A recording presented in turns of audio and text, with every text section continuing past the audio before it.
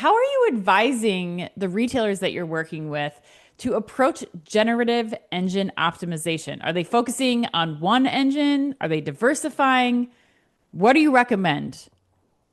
Sure. I mean, listen, this is a very evolving space, right? I mean, we all know the traditional search engines have controlled more than 90% of distribution points as it comes to search, which is happening on the internet.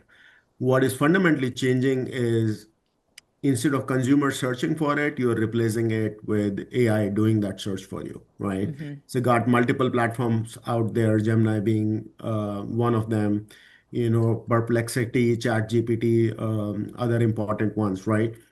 So the question is less about the platform. In my mind, the question is more around how do you tap this opportunity, right? And I think there are Hmm. probably three key steps to think about that.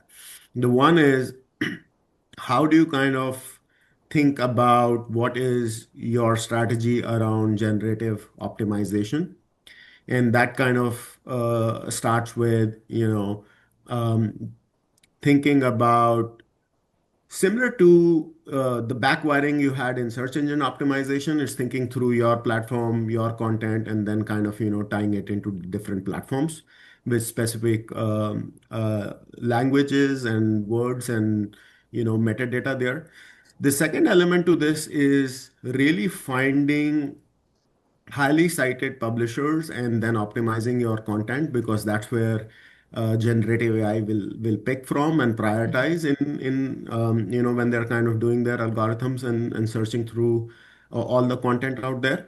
And the third element to that is, for most of the people, the question is, which platforms will really get adopted and who's going to win in that space. So continue to test and learn and pilot with the promising ones and kind of see where this would fall.